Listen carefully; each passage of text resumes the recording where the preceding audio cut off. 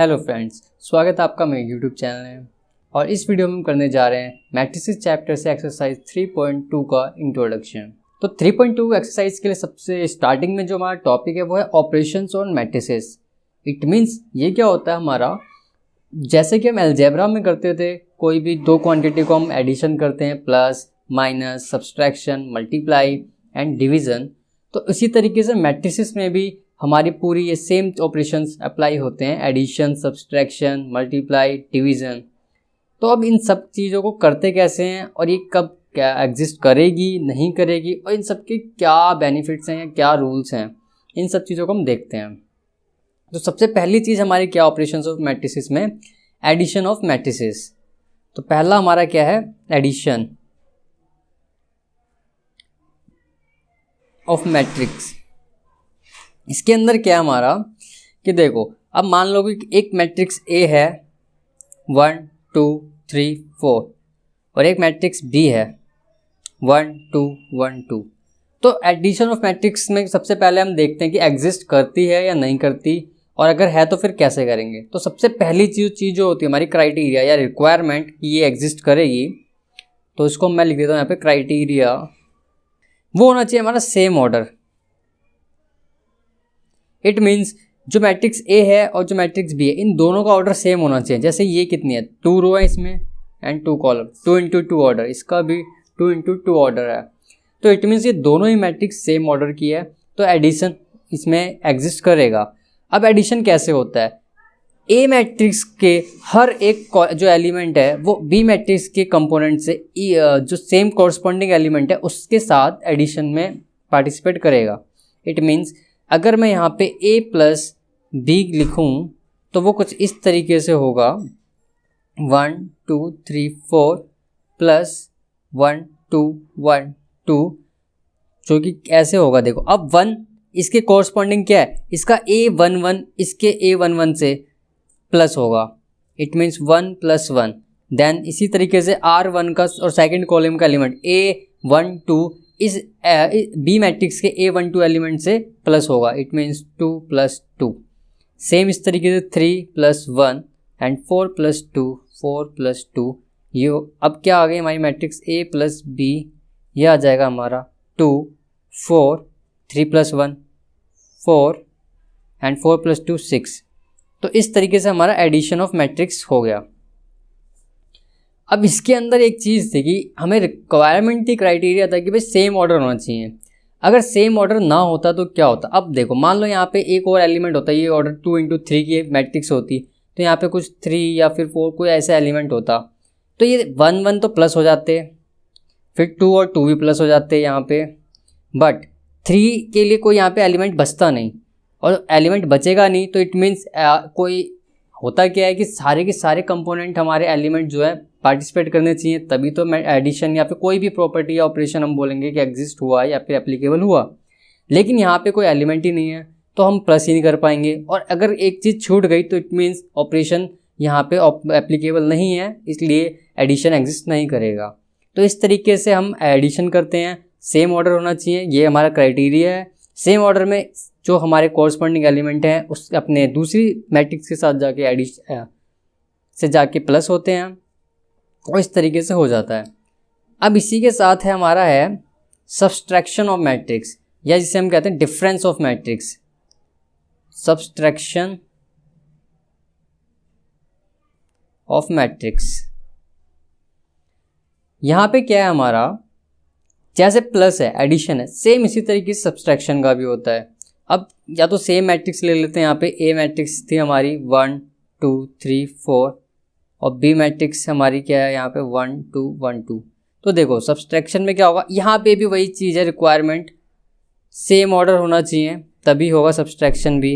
इसका भी 2 into 2 order है, इसका भी सेम ऑर्डर है, और बाकी सारी बातें सेम है, क्योंकि अगर कोई और एलिमेंट आएगा तो उसको एक सेम कॉरस्पॉन्डिंग एलिमेंट चाहिए रहेगा, और ऐसा नहीं है तो इट मीन्स यहाँ पे सब्सट्रैक्शन एप्लीकेबल फिर नहीं होगा।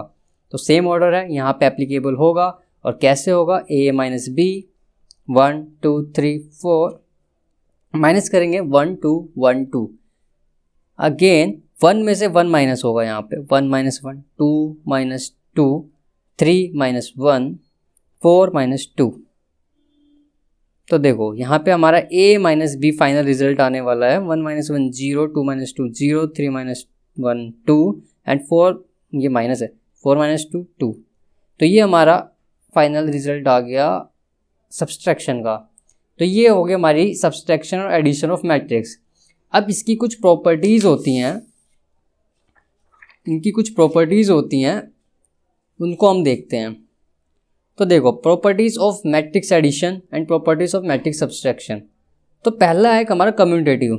तो matrix addition is commutative, A it means A plus B is equal to B plus A. अब इसका क्या मतलब है कि अगर दो मैट्रिक्स, जैसे ये दो मैट्रिक्स हैं, इन दोनों को प्लस करा हमने, ये रिजल्ट आया, तो क्या अगर मैं बी मैट्रिक्स को पहले लिखूँ, इट मीन्स बी प्लस ए करूँ, तो भी क्या सेम रिजल्ट आएगा? चेक कर लेते हैं। 1 2 1 2, ये बी मैट्रिक्स लिख दी मैंने पहले, फिर ए मैट्रिक्स लिख दी 1 2 3 4। इनको प्लस करेंगे, क्या आएगा? 1 plus 1 2, 2 plus 2 4, 1 plus 3 4 and 2 plus 4 6, यानी कि बी प्लस ए का रिजल्ट ये आया। अब ज़रा ध्यान दो, ये रिजल्ट और ये रिजल्ट सेम है, हम कह सकते हैं A plus B is equal to B plus A. और अगर ये है तो यही हमारी कम्यूटेटिव प्रॉपर्टी है। ओके, तो यही हमारी कम्यूटेटिव प्रॉपर्टी है। अब यहाँ पे लिखा है matrix subtraction is not commutative, मतलब सब्सट्रैक्शन कम्यूटेटिव नहीं होता। ये क्लियरली वैसे भी दिख जाएगा कि देखो a माइनस बी हमने क्या, ये रिजल्ट आया। अगर b माइनस ए करते हैं तो क्या हो जाएगा हमारा, b माइनस ए करें 1। अब देखो b माइनस ए क्या, मतलब b को पहले रखूँगा मैं, तो 1 2 1 2 रखा मैंने, माइनस कर रहा हूँ मैं a मैट्रिक्स 1 2 3 4, क्या रिजल्ट आएगा? 1 माइनस 1 तो 0, 2 माइनस 2 0 एंड 1 माइनस 3 होगा आपका माइनस 2, 2 माइनस 4 होगा आपका माइनस 2। क्लियरली जो हमारा b माइनस ए का रिजल्ट आ रहा है ये इसके इक्वल तो नहीं है। It means a minus B is not equal to b minus A. It means कि सब्सट्रैक्शन ऑफ मैट्रिक्स कम्यूटेटिव नहीं होता। ओके, सेकंड बात पे आते हैं।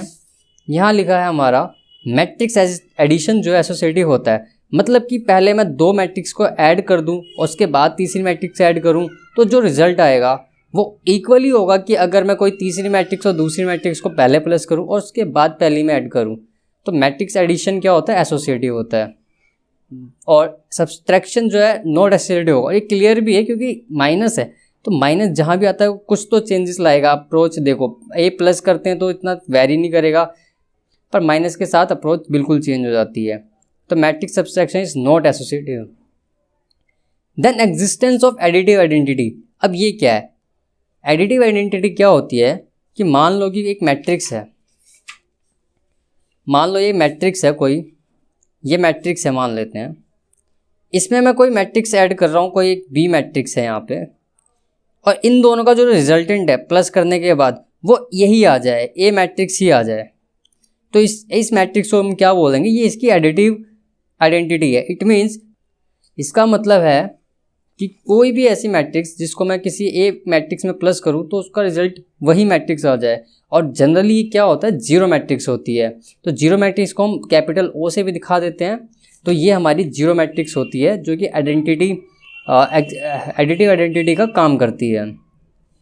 और सब्सट्रैक्शन में आइडेंटिटी एग्जिस्ट नहीं करती है यहाँ पे, क्योंकि ए माइनस जीरो ए हो सकता है, बट जीरो माइनस ए करेंगे तो क्या आएगा? माइनस ए हो जाएगा। तो ये एप्लीकेबल नहीं होता यहाँ पे। Existence of additive inverse. Additive inverse क्या है यहाँ पे? कि जब किसी मैट्रिक्स में हम कोई दूसरी मैट्रिक्स प्लस करें, मतलब एक मैट्रिक्स ए है उसमें मैं एक बी मैट्रिक्स को प्लस कर रहा हूँ और उन दोनों का प्लस जीरो आ जाए, तो इसको हम बोलेंगे एडिटिव इन्वर्स। मतलब ए प्लस एक minus A it is equal to zero. तो ऐसी मैट्रिक्स जो प्लस करने पे जीरो मैट्रिक्स के इक्वल आ जाए, उस मैट्रिक्स को हम बोलते हैं उसकी एडिटिव इन्वर्स है। और सब्सट्रैक्शन में एग्जिस्ट नहीं करता है, ये बात एग्जिस्ट नहीं करती है, क्योंकि अगर माइनस एक मैट्रिक्स है, लेट सपोज यहाँ पे एक माइनस एक मैट्रिक्स है, अब मैं इसमें से एक माइनस कर रहा हूँ कोई एक पॉजिटिव ए मैट्रिक्स, तो क्या रिजल्ट आएगा? माइनस ए जो कि हो जाएगी -2 है, जबकि हमको तो चाहिए था 0, तो ऐसा तो नहीं हुआ। तो इट मीन्स हमारी सब्सट्रैक्शन में कोई भी एडिटिव इन्वर्स एग्जिस्ट नहीं करता है। तो ये हमारी कुछ प्रॉपर्टीज़ थी एडिशन के लिए, सब्सट्रैक्शन के लिए, जिसके अंदर इंपॉर्टेंट है आपकी commutative, associative property, additive identity and additive inverse के बारे में जानना। तो अब हम चलते हैं आगे, जो कि हमारा थर्ड यहाँ पे ऑपरेशन है मल्टीप्लिकेशन ऑफ मैट्रिक्स, इसकी तरफ चलते हैं। तो हमारा थर्ड यहाँ पे ऑपरेशन है मल्टीप्लिकेशन, लेकिन इसके अंदर हम पहले पढ़ेंगे स्केलर कंपोनेंट से। स्केलर कंपोनेंट से मतलब कि कोई एक मैट्रिक्स है और उसको हम किसी एक स्केलर नंबर, इट मीन्स 2, 3, 4 कुछ भी हो सकता है, उससे मल्टीप्लाई कर रहे हैं, तो वो पूरी मैट्रिक्स में ही मल्टीप्लाई होता है। इट मीन्स एक मैट्रिक्स है, मान लो 1 2 2 1, एक मैट्रिक्स है। अगर मैं इस मैट्रिक्स को मल्टीप्लाई करूं एक स्केलर नंबर से,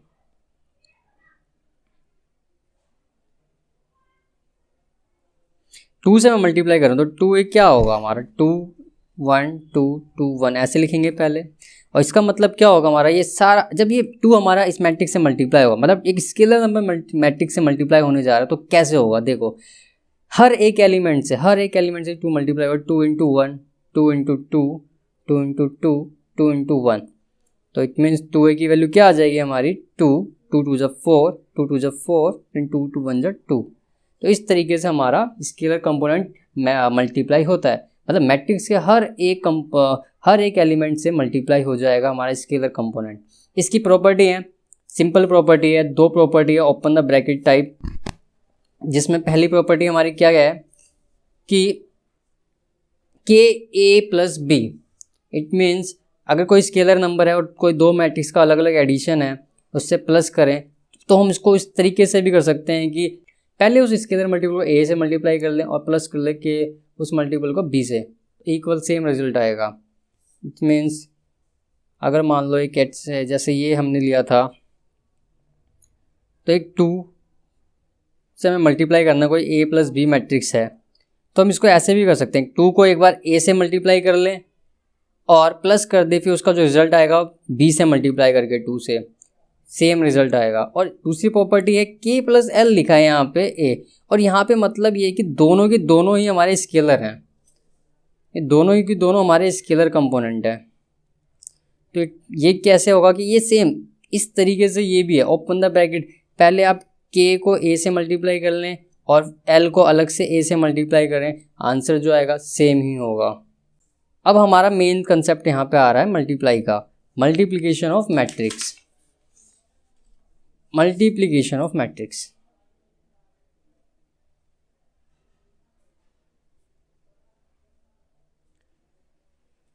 देखो अब यहाँ पे क्या है, जैसे हमने एडिशन किया, सब्सट्रैक्शन किया, अब आ रहे हैं मल्टीप्लाई की तरफ। मल्टीप्लाई में क्या है कि मान लो कि कोई दो मैट्रिक्स है, तो उसका मल्टीप्लाई करना हमें, और लेकिन इससे पहले ये भी चेक करना पड़ेगा, जैसे हमने एडिशन में चेक किया था कि क्या एडिशन एग्जिस्ट करता है या नहीं करता है, उसी तरीके से मल्टीप्लाई के लिए पहले हम ये देख लेते हैं कि भाई मल्टीप्लाई एग्जिस्ट करता भी है या नहीं।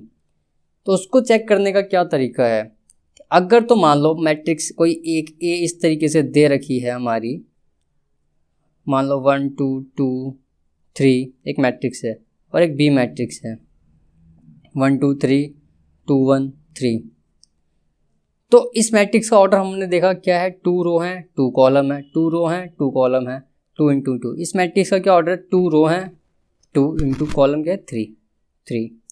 तो रिक्वायरमेंट क्या है, तो रिक्वायरमेंट हमारी क्या है कि इस जो हमारी मैट्रिक्स जो भी हमारी A, पहले हम मैट्रिक्स जिसको पहला रखेंगे, A मैट्रिक्स का जो हमारा कॉलम का नंबर है ये, और जो B मैट्रिक्स के जो रोज का नंबर है, मतलब इसमें कितने कॉलम है 2, इसमें कितनी रो है 2, तो ये दोनों सेम होना चाहिए, इसके कॉलम का नंबर और इस B मैट्रिक्स के रो का नंबर, ये दोनों सेम होना चाहिए। अगर ये सेम होगा तो मल्टीप्लाई एग्जिस्ट करेगी, और अगर ये सेम नहीं होगा तो एग्जिस्ट नहीं करेगी।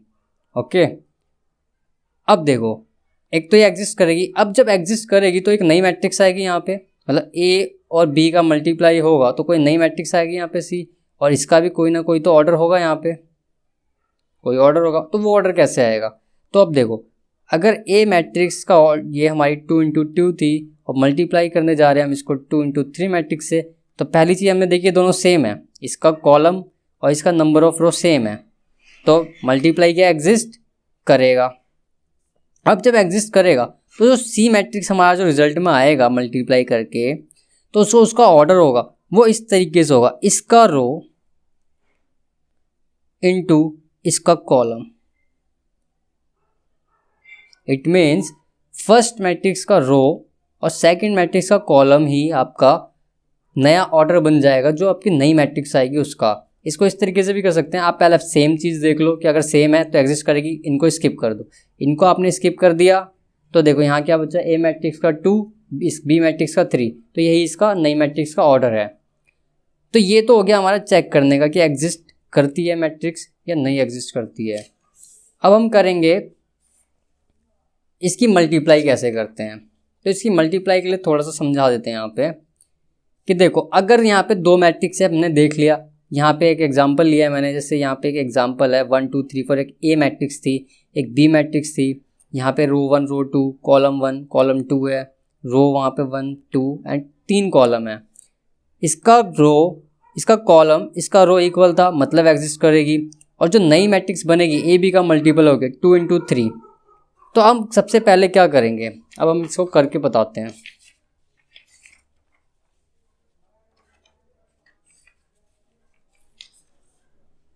देखो,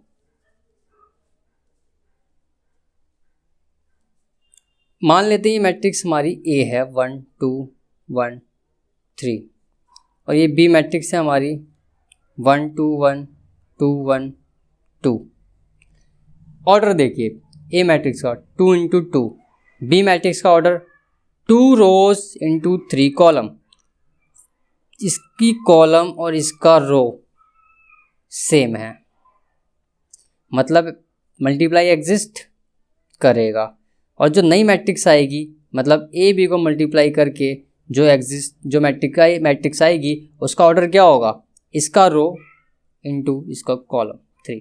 तो ये तो हमारे को ये पता चल गया कि भाई क्या आने वाला है। अब हम करते कैसे मल्टीप्लाई, तो आराम से देखेंगे। यहाँ पे 2 इंटू 3 है, इसका मतलब मैं कुछ इस तरीके से बना लूँ कि 2 रोज आएंगी और यहाँ पे 3 कॉलम्स आने वाला, R1 यहाँ पे आने वाली है, R2 आने वाली है, यहाँ C1 आने वाली है, यहाँ C2 आने वाला है, यहाँ C3, कुछ इस तरीके से मैट्रिक्स आने वाली है।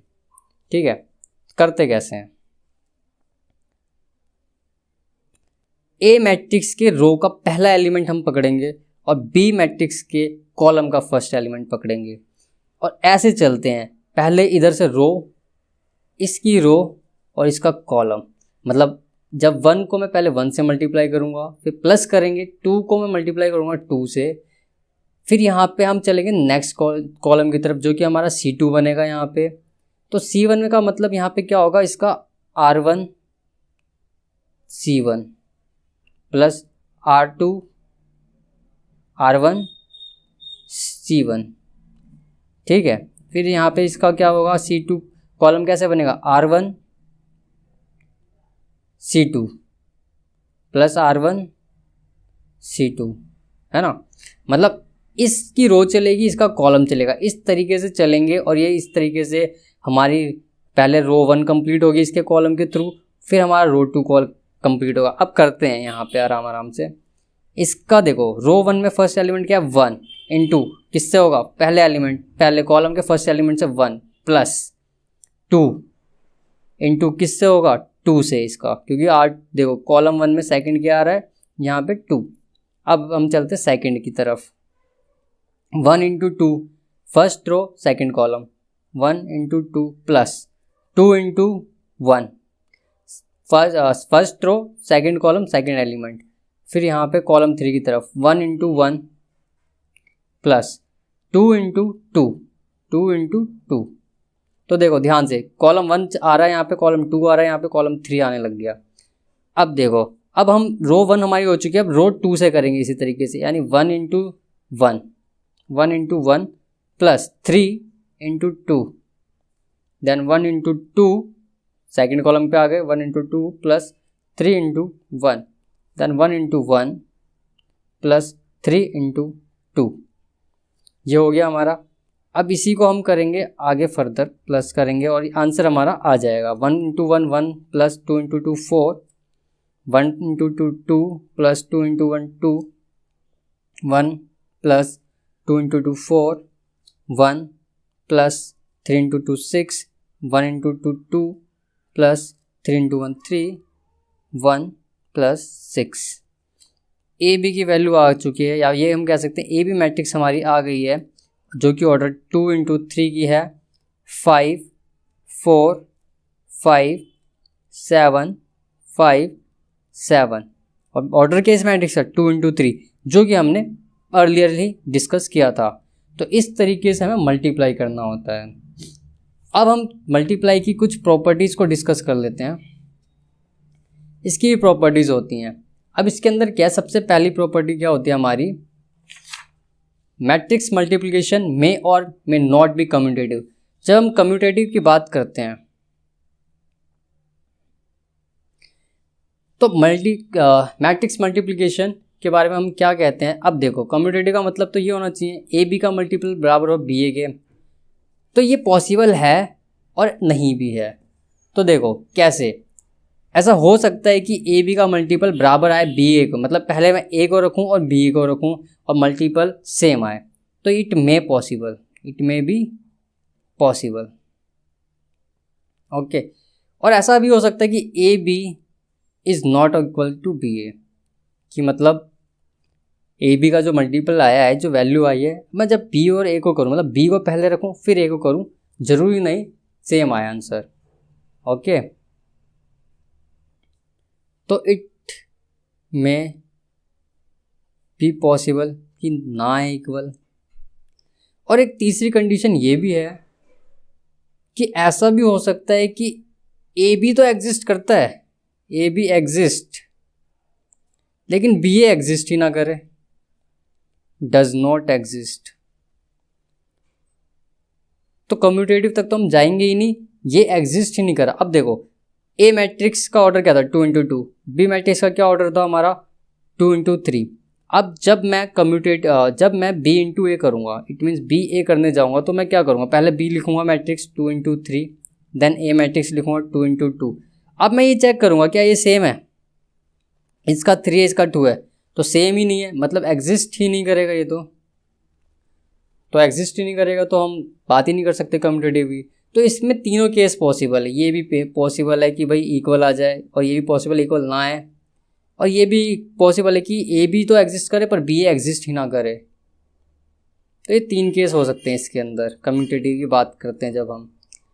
सेकंड हमारा क्या है यहाँ पे कि मैट्रिक्स मल्टीप्लिकेशन इज एसोसिएटिव, यानी ए बी को मल्टीप्लाई करें और फिर हम सी में मल्टीप्लाई करें, वो इक्वल आएगा हमारे, कि जो हम बी सी को मल्टीप्लाई करके ए में मल्टीप्लाई करें, ये एसोसिएटिव रहेगी।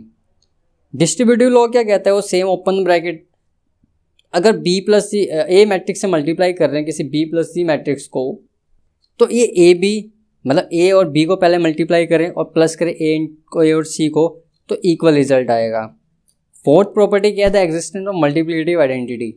मल्टीप्लिकेटिव आइडेंटिटी मतलब कोई मैट्रिक्स ए है, उससे अगर मल्टीप्लाई करें किसी बी मैट्रिक्स से, यानी ए मैट्रिक्स को है, इसको बी से मल्टीप्लाई करें और इसका रिजल्ट जो है हमारा वो क्या आ जाए, पहली वाली मैट्रिक्स ही आ जाए, मतलब ए ही आ जाए, तो ये जो हमारी मैट्रिक्स होगी इसको हम कहेंगे ये आइडेंटिटी मैट्रिक्स है, इसकी आइडेंटिटी एग्जिस्टेंस को शो कर रही है। और जनरली हमारी क्या होती है आई, जो कि हमारी आइडेंटिटी मैट्रिक्स होती है, जो अगर 2 इंटू 2 ऑर्डर की होगी तो जैसे ये इस तरीके से होगी।